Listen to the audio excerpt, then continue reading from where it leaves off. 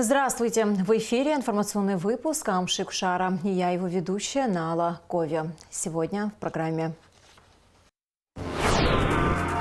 С 10 по 20 апреля в Гагре проходила массовая стерилизация собак и кошек. За 10 дней было стерилизовано более 600 животных. Традиционная итоговая научная сессия Института гуманитарных исследований посвящена одному из виднейших абхазских ученых Хухуту Бгажба. В Сухуми завершил работу второй абхазский медицинский форум.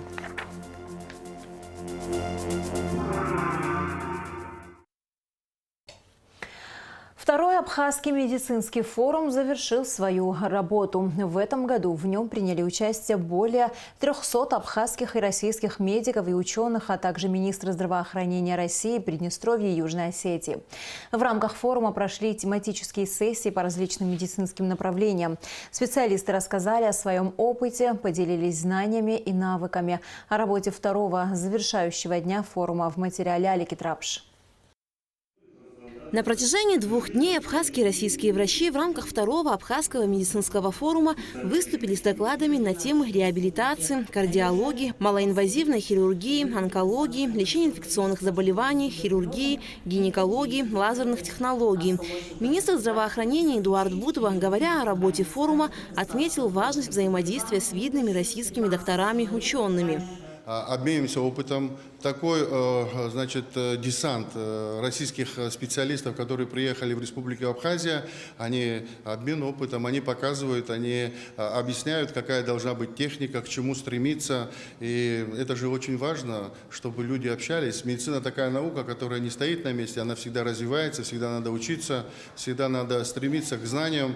Пациент должен получать квалифицированную медицинскую помощь, поэтому все делается для того, чтобы на площадке форума, для того, чтобы наши граждане получали хорошее, качественное медицинское обслуживание. Есть большой пул пациентов, которых проконсультировали наши российские коллеги, которые поедут лечиться в российские клиники по полису обязательного медицинского страхования, а у тех граждан, у которых этих полисов нет, то поедут при помощи Минздрава Республики Абхазия. Хотел бы поблагодарить российскую делегацию, министра здравоохранения Российской Федерации Михаила Альбертовича Мурашко за визит, который состоялся в Республику Абхазия. Это знаковое событие. Также хотел поблагодарить и министров Республики Южная Осетия и Приднестровско-Молдавской Республики.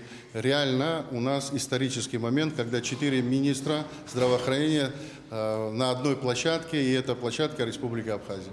Медицина в мире развивается очень стремительно и переходит на современные методы скрининговой и фундаментальной диагностики. Развивается мощное направление реабилитационной медицины, и обмен знаниями очень важен. Стоит отметить, что в сравнении с прошлым годом в этом году увеличилось число докладов, мастер-классов, вырос общий уровень форума. Проведение такого форума имеет чрезвычайно важное значение.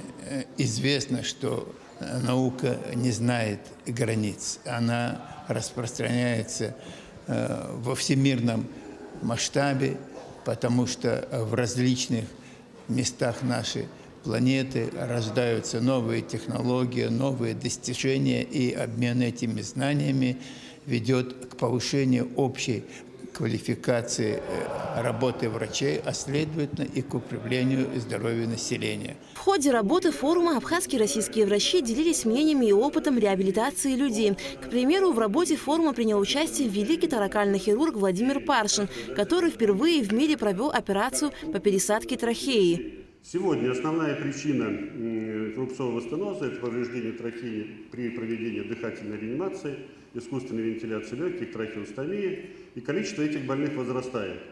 Почему возрастает, сразу хочу сказать. Во-первых, искусственная вентиляция вошла в широкую практику. Это рутинная процедура, которая выполняется практически во всех медицинских учреждениях. И второе, эти больные стали выживать реанимационного плана. Раньше, если больной попадал в реанимацию, то процент, так сказать, положительного исхода был гораздо ниже, чем сегодня. Но, так сказать, решить проблему с дыхательной реанимацией, однако в дальнейшем у него мог сформироваться уже рубцовый стеноз, новое заболевание, которое надо было заниматься. Министр Приднестровской Молдавской Республики Кристина Албул выступила с докладом по фтизиатрии. В целом, за последние 3 года, с учетом того, что была пандемия новой коронавирусной инфекции, наметилась положительная тенденция к снижению заболеваемости туберкулезом. И это связано в первую очередь с теми мероприятиями, ограничительными мероприятиями, которые проводились государством. И все это способствовало снижению заболеваемости за счет того, что основной путь передачи туберкулеза – это воздушно-капельный.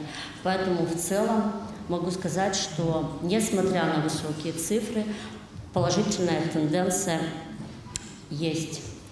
На форуме с докладами также выступили и профильные абхазские специалисты. В целом участники форума отмечают, что при обсуждении актуальных вопросов вырабатываются и совместные решения тех или иных вопросов оказания медицинской помощи.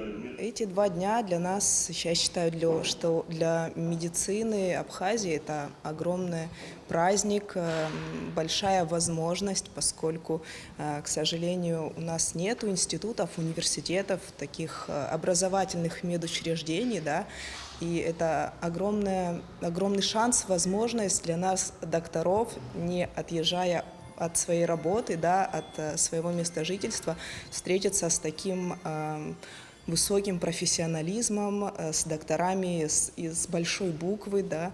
Абхазский медицинский форум – это площадка для развития абхазо-российских отношений в области науки и медицины. С каждым годом география его участников растет, и форум приобретает все большую значимость.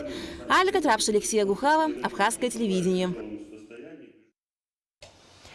Решением Президиума РАЭН почетной медалью Ивана Павлова, выдающегося русского физиолога, лауреата Нобелевской премии, награждены Анжела Арчелия, главный внештатный терапевт Минздрава Абхазии, заведующая терапевтическим отделением республиканской больницы, и Алиса Матуа, заместитель директора по научной работе ЕПИТа.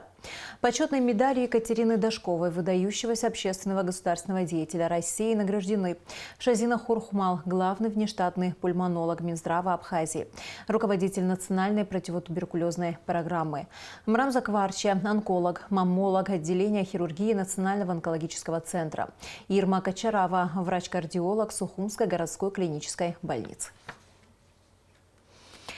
В Абхазии начался весенний призыв на военную службу. По сложившейся традиции в первый день призыва представители военных комиссариатов, призывники и их родители приняли участие в церемонии возложения цветов мемориалу славы. В мероприятиях, связанных с призывной кампанией, принимают участие главы администрации городов и районов, Министерство внутренних дел, здравоохранения и просвещения. Министерством обороны осуществляется общее руководство и контроль над проведением мероприятий, связанных с призывом на действительную военную службу граждан Абхазии. Весенний призыв на действительную военную службу заканчивается 30 июня.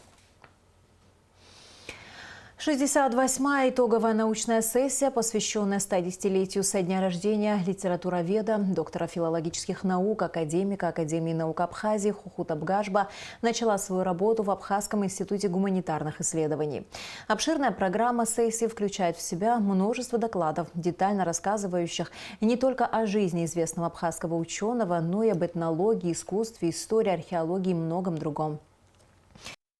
В этом году традиционная итоговая научная сессия Института гуманитарных исследований имени Дмитрия Гулия посвящена одному из виднейших абхазских ученых – Хухуту Бгажба, со дня рождения которого минуло вот уж 110 лет. Видный литературовед, языковед, основоположник абхазской литературной критики, лауреат государственной премии имени Гулия, сын народного героя Соломана Бгажба, большой служитель науки. Хухут Бгажба внес значительный вклад в становление абхазоведения, в изучение абхазского языка, литературы и фольклора. В приветственном слове к участникам пленарного заседания директор АБГИ Арда Ашуба зачитал краткий отчет о деятельности института и отметил, что роль Хухута Бгажба в истории республики сложно переоценить. С приветственным словом к собравшимся обратился и сын Хухута Бгажба, известный абхазский археолог, историк, кавказовед, доктор исторических наук, действительный член Академии наук Абхазии Олег Бгажба. К сожалению, Олег Хухутович не смог присутствовать лично на сессии, и участникам было показано заранее записанное обращение ученого, в котором он рассказывал о Хухуте Бгажба не только как о служителе науки, но и как о человеке, и отце. Хотел бы немножко от себя тоже добавить, как-то поучаствовать в таком плане в этой конференции, рассказать о том, что, возможно, вы не знаете, какой он был отец, человек и ученый. Олег Бгажба поделился собравшимися трепетными воспоминаниями детства, в которых большой ученый, видный абхазский деятель предстает порой с самых неожиданных сторон. Рассказал Олег Кухутович и о том, как Кухут Бгажба направлял его в выборе профессии и поддерживал начинание сына. Отец водил, во-первых, покупал мне много книг по археологии, а потом водил на раскопки Сухумской крепости, Сухумской горы в Медиплавильне. Тогда я познакомился с Юрием Вороном и сразу же скажу вперед, что отец мой поощрял наше знакомство, очень был рад, что мы знакомы, очень был рад, что мы вместе копаем. Приезжал к нам, высоко считался с Юрием Николаевичем. И отдельное внимание участники пленарного заседания уделили и отцу Кухута Бгажба Салуману, о котором существует героическая песня, дошедшая до наших дней. Обширный доклад, посвященный ссылке Салумана Бгажба в Сибирь, представил академик ОМАН, профессор Абхазского государственного университета, кандидат исторических наук Станислав Лакоба. В Чите счастье улыбнулось. В одном из приказов по управлению Нерчинской каторгой говорилось, что в августе 1901 года ссыльно-каторжному Бгажбаю Соломону из Абхазии присланы были деньги 29 рублей 83 копейки. И все. И вот новый документ, датированный сентябрем 1901 года, из которого стало ясно, что Бгажбай Соломон содержался в самой большой из нерчинской тюрем в Зерентуйской каторжной тюрьме. Было убийство сначала его брата Якупа. Там говорится, что в Ткварчеле. Произошло это в ночь с 5 на 6 октября 1894 года. 11 октября об этом стало известно властям в Сухуми. 12 октября началось дознание. Там нашли как раз тело убитого. И с этого, в принципе, все и началось. В итоговой научной сессии также принимают участие приглашенные ученые, профессора и педагоги из дружественных стран и республик. Старший научный сотрудник Дагестанского научно-исследовательского института педагогики Миасат Муслимова выступила на сессии с приветственным словом. Я имею честь передать вам поздравления с этой конференции, с чествованием имени выдающегося ученого, академика Кухута Соломоновича Бгажбы от имени Дагестанского института педагогики Метахагоди, который занимается проблемами изучения родных языков, всех предметов, которые относятся к региональному циклу, и от имени Дагестанского государственного университета, где я работаю тоже более 35 лет. Та деятельность, которая проводится в Абхазии по и увековечиванию имен выдающихся сыновей и дочерей своей Родины, и по развитию науки, культуры, она не может не вызывать восхищения. Также Миасат Муслимова вручила почетные медали от Клуба писателей Кавказа видным литературным деятелям Абхазии Геннадию Аламия и Владимиру Зантария. Спасибо вам за ваши стихи. Вам спасибо. Творите, радуйте нас на благо вашего великого народа. Спасибо вам большое. Успехов, здоровья. Я не скрою, я люблю медали. Она от того стоит. Кухут Бгажба – автор более 200 опубликованных работ, статей, очерков, книг, посвященных проблемам абхазского языка, литературы и фольклора. Он принимал участие в создании таких коллективных работ, как «Русско-абхазский словарь», «Грамматика абхазского языка», «Фонетика» и «Морфология».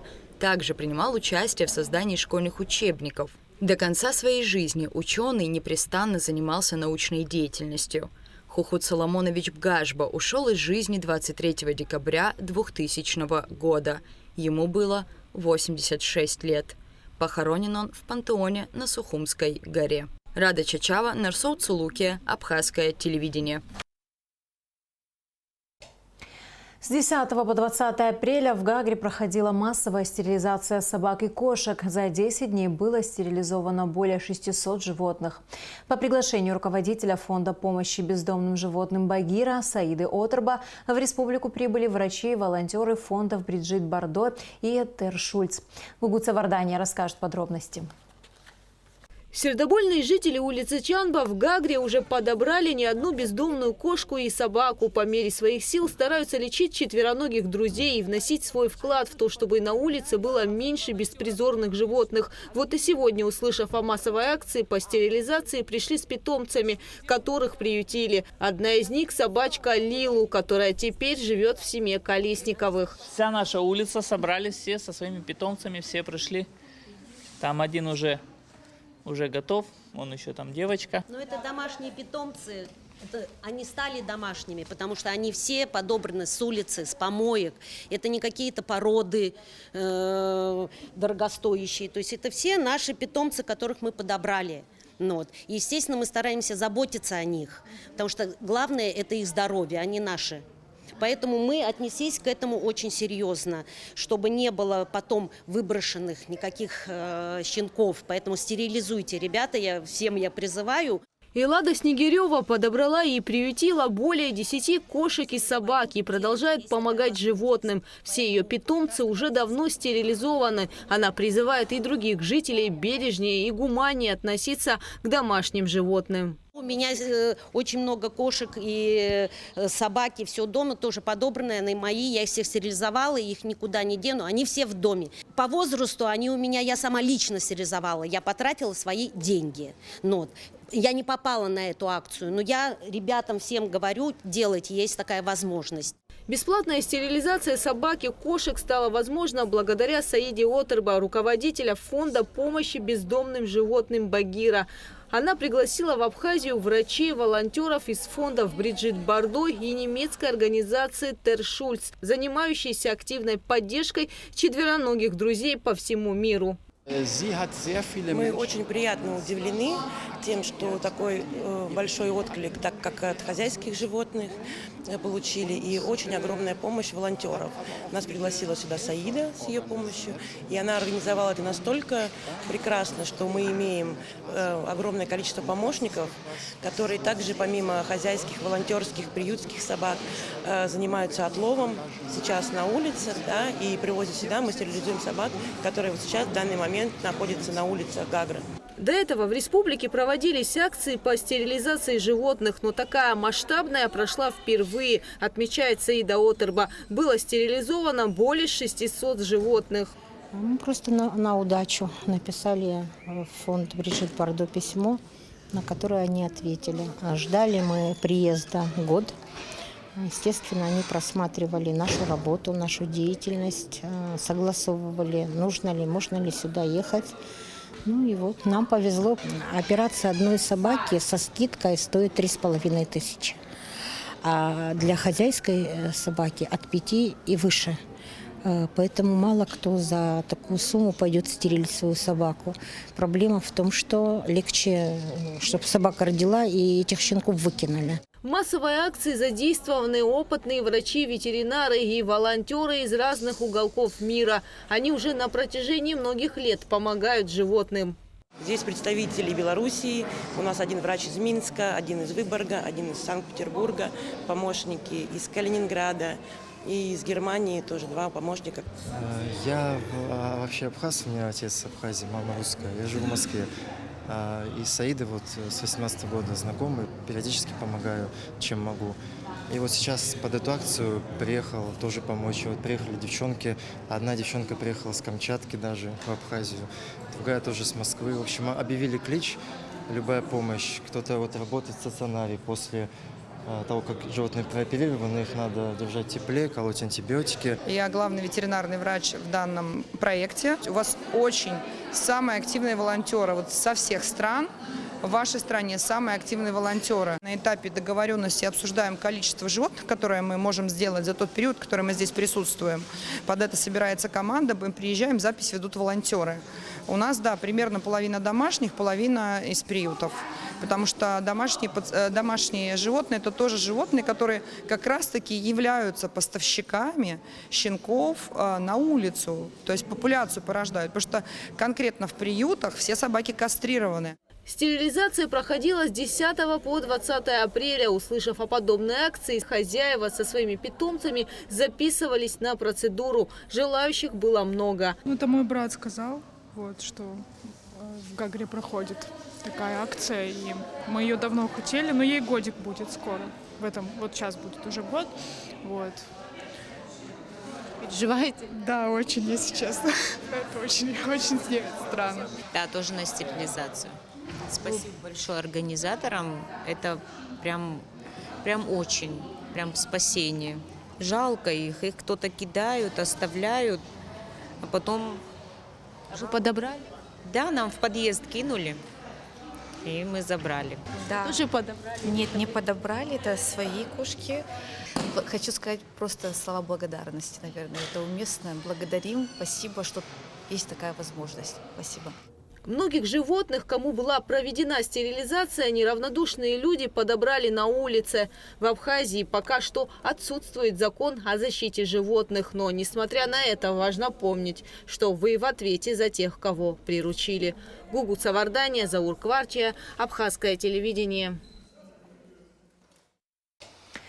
105-летию первой абхазской газеты «Апсны» посвящается специальный номер печатного издания. В юбилейном номере опубликованы материалы, посвященные истории газеты, сегодняшней работе редакторского коллектива, фотографии всех редакторов.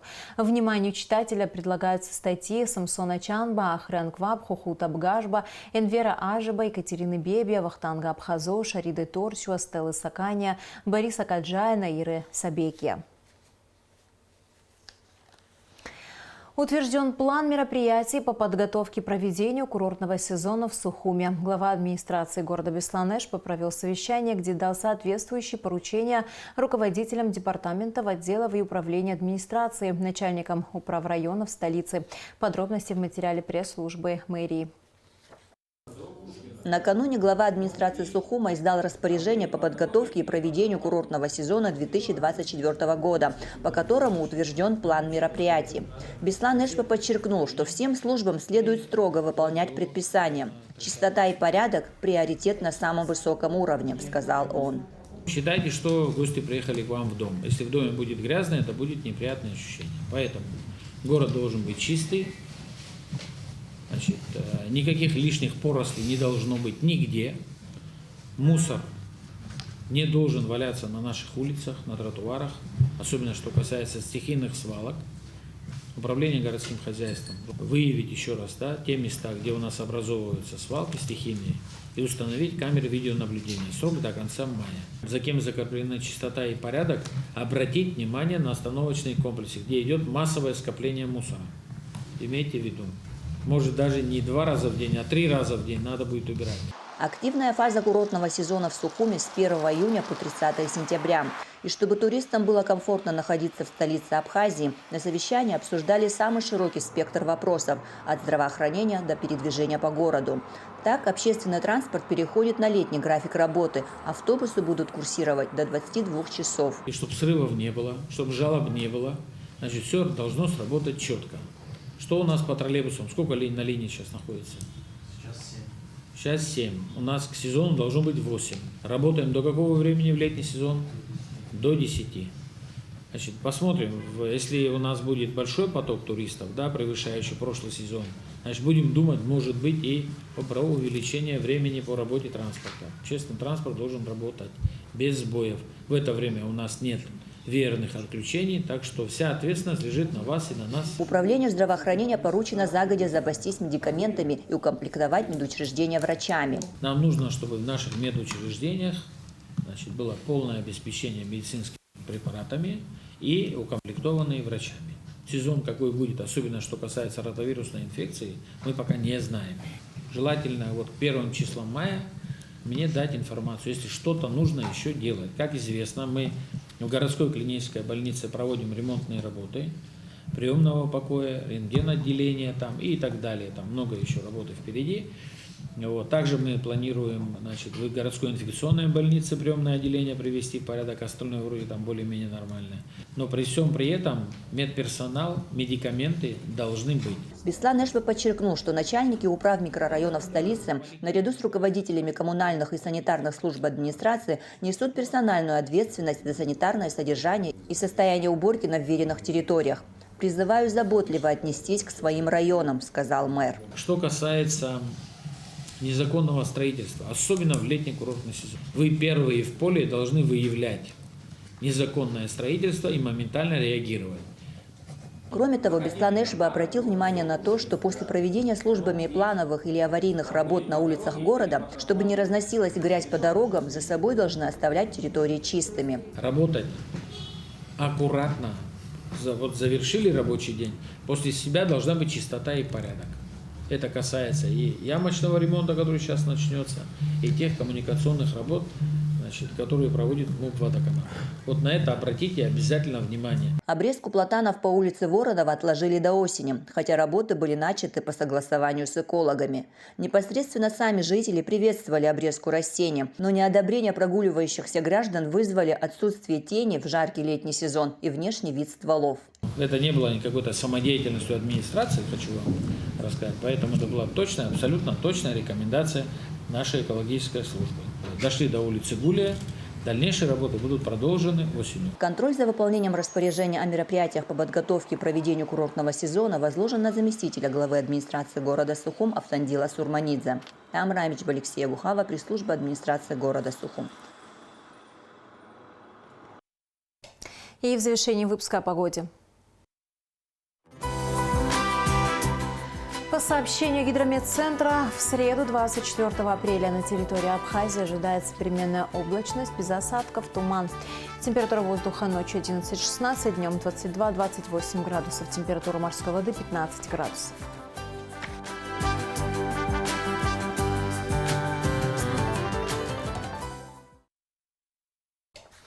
На этом наш выпуск завершен. До скорых встреч в эфире.